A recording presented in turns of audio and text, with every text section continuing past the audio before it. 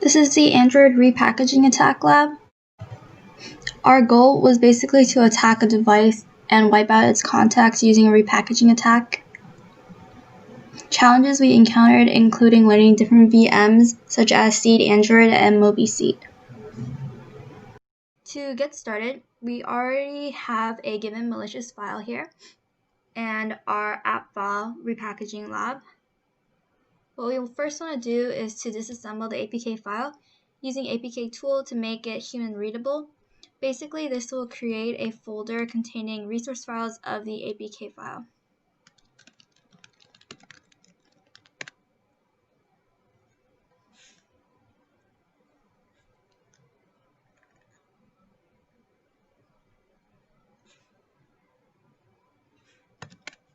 As you can see here, we have our new file.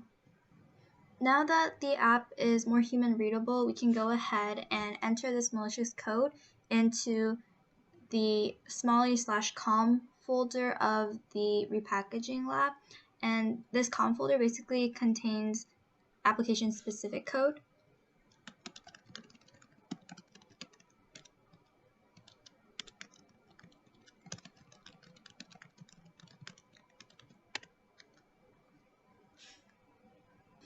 Now that the malicious file has been injected, we want to address a few issues. So first of all, it is very important that this malicious code be executed in a discrete and preferably an automatic manner.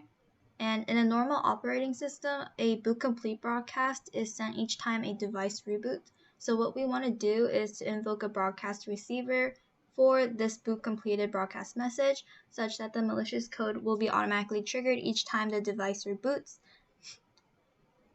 And to invoke the receiver, what we need to do is add permissions to the Android manifest.xml file. And also, in addition to this, we want to add additional permissions to ensure that the app can access the device's contact content. And the Android manifest file is within this repackaging lab folder. As you can see, it's right here. And then we will just go ahead and edit that with gedit. Now it's a few lines of code, so I will pause this video and enter them all and then resume and then explain what I've done. Alright, so basically what I've done is add 3 lines of permission. Each of these lines does a different thing. So the first one will allow the app to be able to read the contacts of the device, and the second line will allow it to write contacts, and the third will allow it to receive the boot completed broadcast message. So in addition to these 3 lines, I've also added these lines over here, and this is basically where we register the broadcast receiver to the boot completed broadcast message, and then also tie in the automatic triggering of the malicious code. With the proper modifications to the APK file made, we can go ahead and then repackage the modified app now using again the APK tool.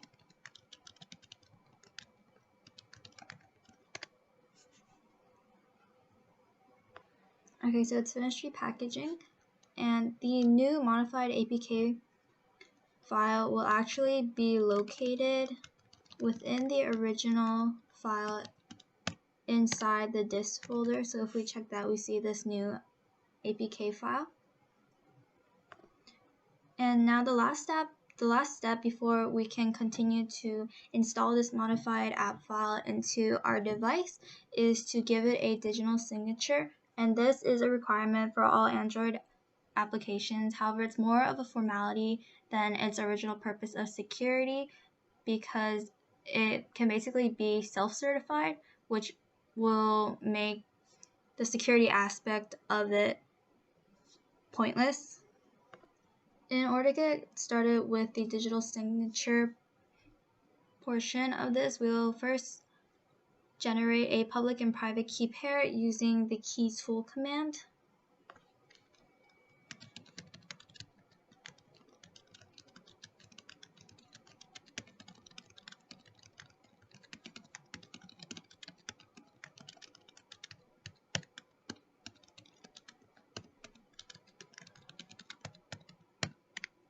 and then it will prompt you for a password. And then once you've confirmed everything, it will give you your key.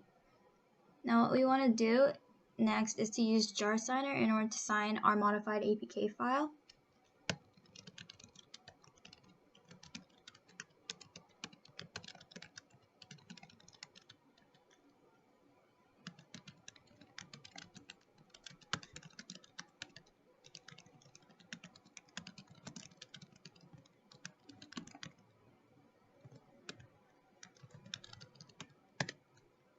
And in order to sign, it will prompt you again for your password. And afterwards, it will have completed that. At this stage, our modified app is ready to be installed. We will first start off by finding out what the IP address of this VM is using ifconfig. And we see here that it's 10.0.2.9, and then we will go ahead and do the same on our Android VM as well.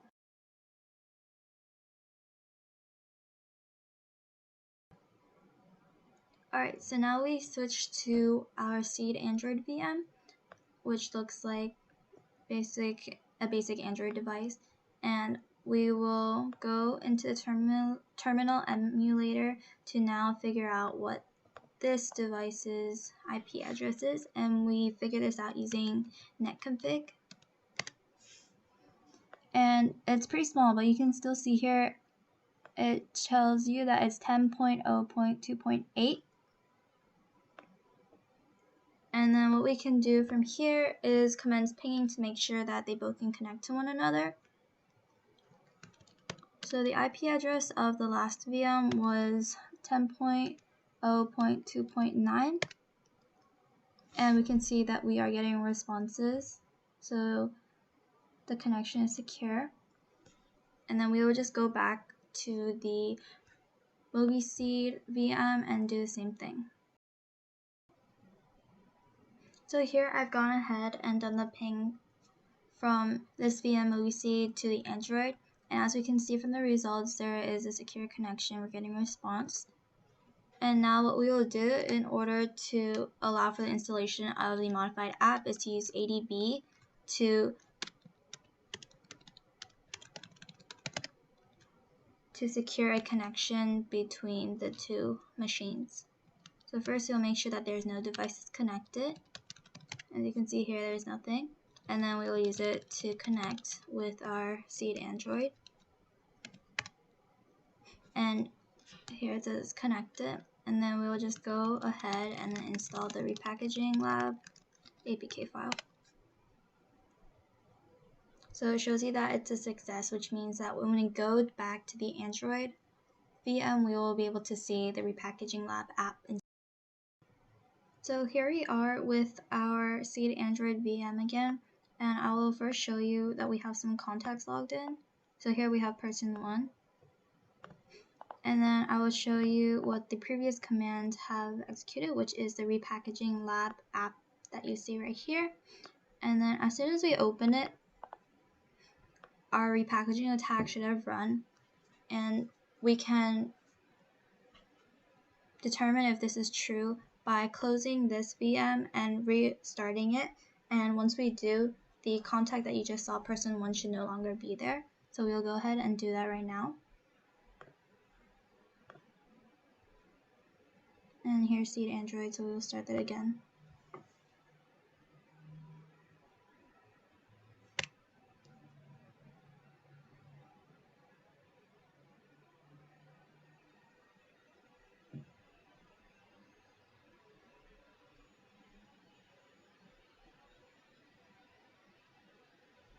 Alright, so now when we open the contact section, as you can see, there are no contacts left. So this means that our attack was successful. In conclusion, we learned that it is very important that developers be held accountable for their actions and that self-signing applications should not be made available.